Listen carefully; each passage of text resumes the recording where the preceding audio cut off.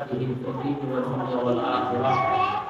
اللهم اشفنا وجنبنا بالخير والبيان وامننا بمدد ختم الاولياء الكتمان. وصرح له صلى الله عليه واله وصحبه وسلم بانه شيخه ومربيه وكافره، وامره بالتلقين ورده الاستغفار والصلاه على النبي صلى الله عليه وسلم. وفي سنة 1200 المتممة ل50 سنة من عمره رضي الله عنه أمام له تلقين الورد بالحيللة، وأمره بترك جميع ما أخذه من مشايخ الطرق والسادة الصوفية، لأنه إذا جاء نهر الله بطل نار ما فيه على التحديد. Para ikhwan, para akhwat, pengamal wirid-wirid Thariqah Tijaniyah, selanjutnya di dalam kitab Al-Faidul Rabbani wa amarahu bitalqini wirdil istighfar, dijelaskan bahwa di Jumat kemarin sudah dijelaskan bahwa sebelum Sidi Syekh Ahmad bin Muhammad At-Tijani radhiyallahu anhu bertemu dengan Rasulullah sallallahu alaihi wasallam, itu beliau faran min mulaqatil khalqi. Beliau selalu menghindar, tidak mau dianggap guru, tidak mau digurukan. Ya. Jadi pertanda beliau itu adalah tidak hubul mahmadah, tidak hubul riasa, tidak kepengen dipuji sama orang lain, tidak hubur riasa, tidak cinta ingin dijadikan sebagai pemimpin. Itu Sidi Syekh Ahmad bin Muhammad At-Tijani radhiyallahu anhu. Sehingga beliau ba'da'an kana faran min mulaqatil hawa. Setelah Rasulullah sallallahu alaihi wasallam bertemu dengan beliau, lalu diperintahkan oleh Rasulullah sallallahu alaihi wasallam, baru di situ setelah beliau menjauh dari manusia. Untuk selanjutnya Rasulullah sallallahu alaihi wasallam menjelaskan kepada beliau radhiyallahu anhu, wasrohalahu sallallahu alaihi wasallam. Rasulullah sallallahu alaihi wasallam menjelaskan kepada beliau bi annahu syekhuhu, bahwa Rasulullah lah sebagai gurunya, wa murabbihi, Rasulullah sallallahu alaihi wasallam lah sebagai pendidiknya, wa kafiluhu, dan Rasulullah sallallahu alaihi wasallam lah sebagai penanggung jawabnya. Jadi Thariqah Tijaniyah ini penanggung jawabnya siapa? Rasulullah sallallahu alaihi wasallam. Ini penjelasan diambil dari kitab Jawahirul Ma'ani, karya daripada Sayyidi Ali Harazim radhiyallahu anhu. Kitab Jawahirul Ma'ani di mana ini Sidi Syekh Ahmad bin Muhammad At-Tijani radhiyallahu anhu, bahwa sekali lagi bahwa Rasulullah sallallahu alaihi wasallam wa kafiluh, penanggung jawab daripada Thariqah Tijaniyah. Ketika kita mendengar kabar seperti ini sudah nyaman. Artinya kita itu ada di jalur yang nyaman, yang aman. Kenapa? Karena penanggung jawabnya langsung orang nomor 1 dunia akhirat, kekasih Allah Subhanahu wa ta'ala nomor 1, nomor wahid. Tidak ada satu makhluk pun yang lebih dicintai oleh Allah Subhanahu wa ta'ala daripada siapa? Daripada Rasulullah sallallahu alaihi wasallam. Bahkan ketika di dalam hati kita ada seseorang yang melebihi Rasulullah sallallahu alaihi wasallam, itu bisa-bisa keimanan kita dicopot oleh Allah. Ada seseorang yang lebih mulia daripada Rasulullah? Tidak ada. Ketika di dalam hati kita ada seseorang yang lebih mulia daripada Rasulullah sallallahu alaihi wasallam, sudah selesai keimanan kita. Bisa-bisa ketika kita meninggal, bisa dicopot keimanan kita oleh Allah Subhanahu wa ta'ala. Nah, ini Thariqah Tijaniyah. Berikut apa yang ada di dalam Thariqah Tijaniyah, termasuk rukun, syarat, wirid, dan sebagainya, penanggung jawabnya Rasulullah Sallallahu Alaihi Wasallam. Oleh karena itu, Syekh Ahmad bin Muhammad At-Tijani radhiyallahu anhu, beliau menyampaikan, idza sami'tum anni syai'an fazinuhu bi mizan syar'i. Beliau berani menyampaikan seperti itu. Berani menyampaikan seperti itu. Idza sami'tum anni syai'an, apabila kalian mendengar dariku syai'an, suatu penjelasan, apakah itu berhubungan dengan Tariqah Tijaniyah ataupun berhubungan dengan pendapat Syekh Ahmad bin Muhammad At-Tijani radhiyallahu anhu, maka Syekh Ahmad radhiyallahu anhu menegaskan, apabila kalian mendengar sesuatu dariku, awal dariku, fazinuhu bi mizan syar'i, maka timbanglah, ukurlah bi mizan syar'i, dengan neraca syariat. Apa itu neraca syariat? Dengan timbangan syariat. Timbang dengan Al-Quran. Bagi siapa? Bagi orang yang sudah hafal Al-Quran. Kalau ditimbang oleh orang yang bacaannya masih balelo Al-Quran, itu jangan didengar. Orang yang mau nimbang itu mesti tahu dulu, mesti punya dulu timbangannya. Paham ya? Ada timbang bonteng ya, kudunya apa? Kudu bawa timbangan. Ini Syekh Ahmad radhiyallahu anhu menyampaikan, kalau kalian mendengar apa-apa dariku, ucapan-ucapan dariku, kaul-kaul dariku, timbanglah bimizani syar'i, dengan timbangan syariat. Apa itu timbangan syariat? Al-Quran dan hadis Rasulullah Sallallahu Alaihi Wasallam. Artinya, bagi siapa? Bagi orang yang memang sudah hafal Al-Quran dan hadis. Bukan hanya hafal Al-Quran dan hadis saja, dia sudah paham dengan tafsir-tafsirnya. Dia sudah paham dengan hukum-hukumnya yang ada di dalam Al-Quran. Dia sudah paham dengan makna-makna hadis. Bahkan bisa membedakan mana hadis sahih, mana hadis hasan, mana hadis dhaif, mana hadis maudhu. Baru dia bisa nimbang. Bukan hanya punya timbangannya saja, tapi dia pun tahu bagaimana cara menggunakan timbangan. Fazinuhu bi mizani syar'i. Fa'in, maka apabila sesuai dengan Al-Quran dan hadis, fahuduhu, kata beliau radhiyallahu anhu, ambil. Kalau memang sesuai dengan Al-Quran dan hadis, fa'in wafaqa fahuduhu, kalau sesuai dengan Al-Quran dan hadis, ambil, bawa, amalkan. Wa in khalafa fatrukuhu, dan apabila tidak sesuai dengan Al-Quran dan hadis Rasulullah Sallallahu Alaihi Wasallam, fatrukuhu, tinggalkan. Itu kata siapa? Kata Syekh Ahmad bin Muhammad At-Tijani radhiyallahu anhu. Kenapa beliau berani menyampaikan seperti itu? Karena beliau ini ditanggung jawab oleh Rasulullah, wa murabihi, dididik oleh Rasulullah, wa syaikhuhu, gurunya digurui oleh Rasulullah Sallallahu Alaihi Wasallam. Makanya beliau berani menyampaikan. Coba kita saja yang ilmunya masih cetek, ya, masih cetek. Wirid-wirid di dalam Tariqah Tijaniyah ada tidak wirid yang menyimpang dari syariat? Coba, ada tidak wirid yang menyimpang dari syariat? Wirid di dalam Tariqah Tijaniyah itu tidak keluar dari istighfar, salawat, dan la ilaha illallah. Pagi-pagi bangun tidur kita mulai dengan istighfar 100, salawat 100, la ilaha illallah 100.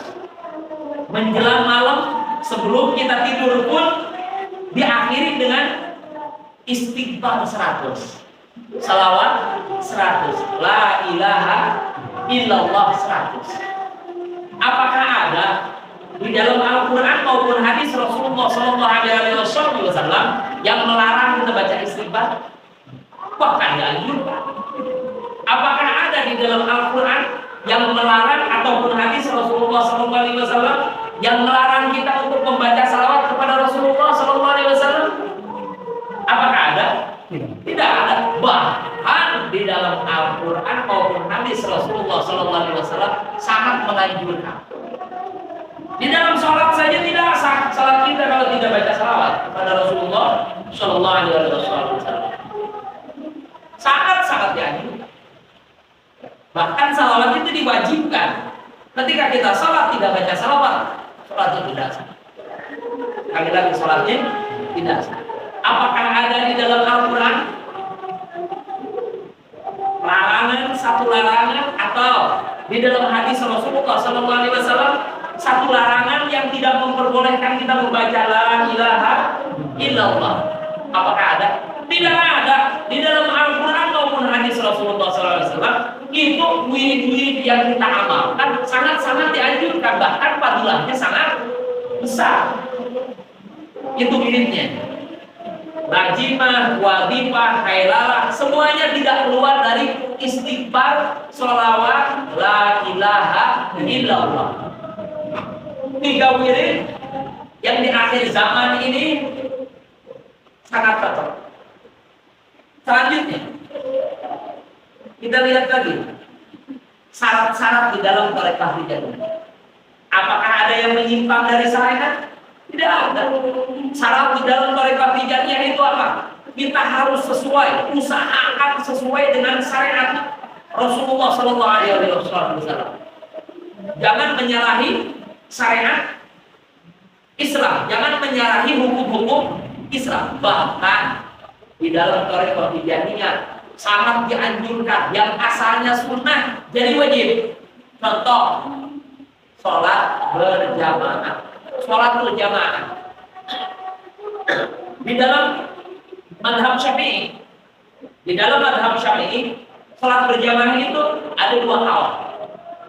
Pertama, haul yang sahih. Hukumnya apa? Hukumnya sunat muakkad, sunat yang sangat dikukuhkan. Sehingga apabila satu kampung tidak ada yang melaksanakan sholat berjamaah, berarti kampung tersebut tidak begitu diperhatikan kucuran rahmatnya oleh Allah Subhanahu wa Ta'ala. Ada satu kaul lagi yang asal. Jadi kaul sahih, kaul asal. Kaul asal itu setingkat lebih atas daripada kaul sahih, yaitu pendapat Imam Nawawi rahimahullah ta'ala. Nah, menurut pendapat Imam Nawawi rahimahullah ta'ala, salat berjamaah itu hukumnya fardu kifayah. Fardu kifayah.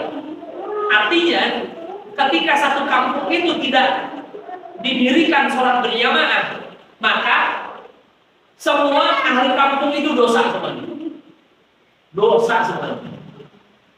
Nah, di dalam tarekah tijaniyah diterapkan kepada siapa saja, laki-laki maupun perempuan, ikhwan maupun akhwat, yang sudah tua maupun yang masih muda, lalu dia mengambil talqin tarekah tijaniyah, maka diterapkan bagi ikhwan maupun akhwat kewajiban untuk melaksanakan sholat berjamaah.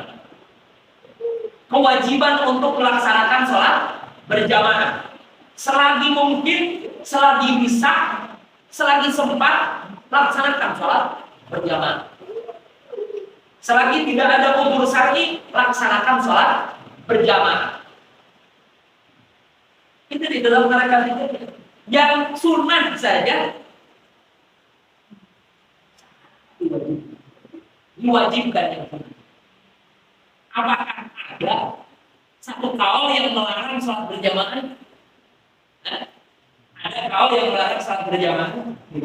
Nah, ajaran Sayyidi Syekh Ahmad bin Muhammad At-Tijani radhiyallahu anhu, hasil didikan daripada Rasulullah sallallahu alaihi wasallam, semuanya sesuai dengan aturan syariat. Makanya Syekh Ahmad radhiyallahu anhu berani menyampaikan, "Idza sami'tum anni syai'an fazinu bi mizani syar'i. Fa in wafaqa faquluhu wa in khalafa faquluhu."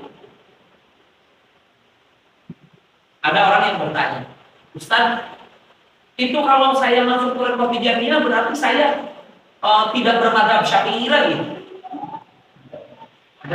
Ada orang yang bertanya seperti itu. Itu pertanyaan yang sangat menggelikan. Tapi Ini memang mesti dijawab. Ustaz, kalau saya masuk ke rekor Tijaniyah, kan saya mazhabnya Syafi'i.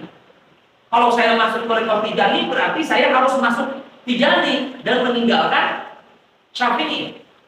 Jadi begini, Tijaniyah ini nama satu thariqah. Thariqah itu adanya di wilayah tasawuf.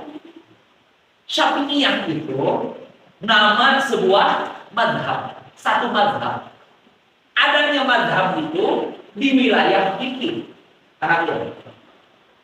Ilmu atau pengetahuan yang wajib kita pelajari itu ada 3. Akidah atau ilmu tauhid. Selanjutnya ilmu fikih, yang ketiga ilmu tasawuf. Ilmu akidah, ilmu tauhid itu berhubungan dengan akidah kita, keyakinan kita, kepercayaan kita. Kepercayaan kita dari dulu sampai sekarang yaitu akidah Ahlussunnah wal Jamaah. Akidah Ahlussunnah wal Jamaah yang mengikuti 2 imam, yaitu Syekh Abu Hasan al-Imam Abu Hasan al-Asy'ari wal Imam Abu Mansur al-Maturidi. Jadi kita itu Ahlussunnah wal Jamaah, Asy'ariyah, paham ya? Ahlussunnah wal Jamaah, Asy'ariyah. Kita di dalam tasawuf Tijani, di dalam tasawufnya thariqahnya thariqah Tijaniyah. Kita tuh di dalam akidahnya akidah Asy'ariyah. Kalau di Indonesia itu namanya Nahdlatul Ulama, NU. Kita itu NU, Nahdlatul Ulama, yang digagas oleh Mbah Hasyim Asy'ari rahimahullah ta'ala. Akidahnya akidah Ahlussunnah wal Jamaah. Paham ya? Akidah Ahlussunnah wal Jamaah. Jadi walaupun kita Tijani, kita masih ngaji, kita perlu ngaji. Ngaji kita Tijani ngaji. Ummul Barohin ngaji. Kenapa? Karena kita berakidah akidah Ahlussunnah wal Jamaah. Sekali lagi, kami Tijani itu bukan Khawarij. Kami Tijani itu bukan Syi'i atau Syiah. Apabila ada orang yang mengatakan orang-orang Tijani itu orang-orang Syiah, saya datangin. Jauh. Itu fitnah yang sangat besar. Makanya banyak dari kalangan-kalangan ulama-ulama kelas internasional, ya, kelas dunia seperti Sayyid Ali bin Abbas al-Maliki rahimahullah ta'ala, Syekh Yasin al-Fadawi rahimahullah ta'ala, di Jawa Timur Syekh Badri Masduki, banyak ulama-ulama di kita di Indonesia pun, di Nusantara pun yang pengamal daripada pengamal daripada thariqah Tijaniyah, ya, termasuk daripada muhibbin itu, yang diijazahi oleh Sayyid Muhammad Lahib Az-Zakani rahimahullah ta'ala, almarhum Mbah Maimun Zubair rahimahullah ta'ala. Walaupun beliau bukan ikhwan, ya, walaupun beliau bukan ikhwan, tapi beliau di rumahnya pernah mengadakan hailalan seperti itu. Dan beliau adalah muhibbin thariqah Tijaniyah. Ini dari zaman dulu, dari zaman Mbah Hasyim Asy'ari, thariqah Tijaniyah itu sudah habis dan sudah benarkan oleh Syekh Mbah Hasyim Asy'ari rahimahullah ta'ala. Di dalam, sekali lagi, di dalam akidah kita, akidah Ahlussunnah wal Jamaah. Yang kedua, tadi kan pertanyaannya begitu, berarti saya tidak bermadhab Syafi'i lagi. Ingat, madhab itu adanya di fikih, ya. Madhab itu bukan di dalam tasawuf, lain lagi. Madhab itu fikih, menjelaskan tentang masalah uluhiyah, bagaimana tata caranya sholat, bagaimana tata caranya wudu, bagaimana tata caranya memilih air. Ini air bisa digunakan untuk bersuci atau tidak? Ada berapa jenis air? Ada air yang suci dan mensucikan. Ada air suci tapi tidak mensucikan. Ada air yang mutanajis. Ada air yang sedikit, yaitu air qalil, dan ada air kathir. Itu dijelaskan di dalam apa? Di Fikih bukan di dalam tasawuf. Awas. Ya. Begitupun di dalam sholat. Rukun sholat ada berapa, caranya sujud kayak bagaimana, itu dijelaskan di dalam fikih. Setelah itu baru menjelaskan tentang masalah muamalah, bagaimana cara kita berekonomi, ya, jual beli rukunnya ada berapa, syaratnya ada berapa, gade, terus pinjam meminjam dan sebagainya itu dijelaskan di dalam masalah muamalah ekonomi Islam. Jadi izin hamilnya orang tua berjalan, orang tua sudah mistek, jadi berpikir gitu lah. Berpikir. Nah, selanjutnya munakaha sampai jinayah, sampai dijelaskan di dalam fikih itu apa namanya, kriminal, di dalam kriminal menurut pandangan Islam. Bagaimana hukumnya, seperti apa, dan bagaimana sanksinya seperti apa, itu dijelaskan di dalam fikih. Nah, fikih itu punya madhab, kita harus memilih salah satunya. Dan alhamdulillah madhab kita madhab Syafi'iyah, ya, di dalam berfikih. Jadi kadang-kadang orang tuh rancu, ulah siap, beda kita mau ajar anak aja pulang, si bapak Kita Ustaznya resmi tapi terus nggak jauh sih. Kurang mah Allah di pesantren, mama milu sini. Kamu tahu pelajaran di pesantren, mama milu. Tapi kapten aja kan bisa ngajak kan? Selanjutnya baru yang wajib itu yaitu belajar ilmu tasawuf. Ilmu tasawuf itu ilmu akhlak. Kumaha carana urang sabar, kumaha carana urang perangan. Naon hartina takwa, ya. Naon langkah pertama untuk masuk ke dalam kalangan thariqah itu bagaimana? Tobat. Setelah tobat, takwa, istiqomah, ikhlas, sidik, tumaninah, dan seterusnya. Itu tidak ada dan tidak dijelaskan di dalam fikih. Itu adanya di mana? Di dalam tasawuf. Di dalam tasawuf itu ada bagian-bagian sesuai dengan metode yang diajarkan oleh para alim ulama yang sudah berpengalaman. Alhamdulillah kita mengamalkan satu thariqah, yaitu thariqah Tijaniyah. Sementara yang lain mengamalkan thariqah Qadiriyah, yang lain mengamalkan thariqah Rifaniyah, yang lain mengamalkan thariqah Naqsabandiyah. Yang pasti bagi ikhwan-ikhwan thariqah Tijaniyah harus mantap, harus istiqomah dengan thariqah kita. Tidak perlu kita tahu bagaimana thariqah yang lain. Paham? Nah, kita tidak perlu. Yang penting kita perhatikan rumah kita itu bagaimana. Thariqah Tijaniyah ini adalah rumah kita, rumah besar kita di dalam bertasawuf, berakhlak, mengikuti yang diajarkan oleh Sayyidi Syekh Ahmad bin Muhammad At-Tijani radhiyallahu anhu. Sebagaimana di rumah kita, aduh imah urang kieu disakukeun urang. Itu seakan-akan kita, ya. Dapur urang, anu penting dapur urang perhatikan. Ulah sok perhatikan dapur batur gede. Oh, geuningan rupanya mah kieu, oh geuningan Qadiriyah mah kieu, tidak perlu. Yang penting perhatikan kita dan keluarga kita, perhatikan kita dan bagaimana ketorikahan kita. Ya, itu yang paling penting. Oleh karena itu, kita itu akidah kita Ahlus Sunnah wal Jamaah. Madhab kita madhab Syafi'iyah. Thariqah kita thariqah rapi insya Allah. Rapi insya Allah. Kalau seperti itu insya Allah rapi. Alhamdulillahirabbil alamin. Nah, untuk selanjutnya itu jawaban untuk yang tadi itu ya. Jawaban yang tadi itu berarti thariqah kita thariqah Tijaniyah, madhab kita madhab Syafi'iyah, akidah kita akidah Ahlus Sunnah wal Jamaah. Akidah kita akidah Ahlus Sunnah wal Jamaah. Insya Allah kalau seperti itu yang kita amalkan rapi semua. Wallahu a'lam bishawab. Subhanallahi wa bihamdika.